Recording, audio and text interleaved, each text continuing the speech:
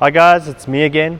Today I'm going to be going through the assisted braking devices, all the active versions. So that would be the GriGri and the Beal Birdie.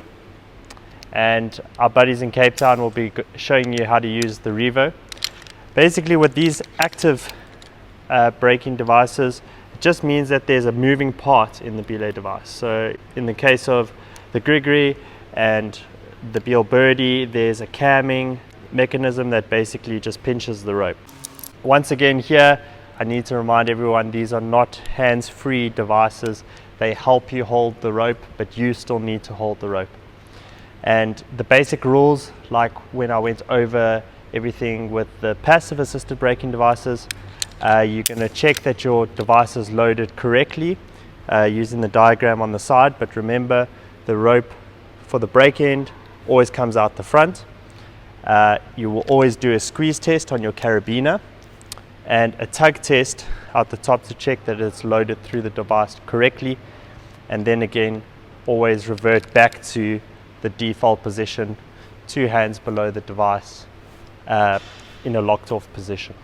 So in the case of the GriGri, a lot of us have learned how to use this. We use it out at the crags, and this is our belay device of choice. But there are a lot of ways that people use it that it is incorrect or not as safe. So in this video, I'll be showing you the correct manufacturer specified way of using things, ensuring that there is a hand always on the dead end of the rope. But I'll also be showing you the incorrect way of using these devices. So these devices rely on that cam activating and engaging. So when it engages, it pinches the rope. A lot of people, they will belay with the device pinched down like that, and that prevents the cam from engaging, and that it will allow the rope to run through. So you'll see with a few of the examples that I have in this video, doing it incorrectly, just make sure you understand. And if you belay like that, you should maybe consider changing the way that you belay. So in the case of the Revo, basically in my mind, it isn't quite an assisted braking device because it doesn't help you hold the rope.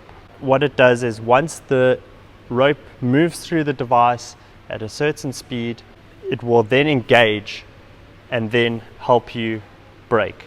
But initially it won't. It needs to have that big pull through and then it will engage. So in my mind, it's basically a tube style device with a big wheel.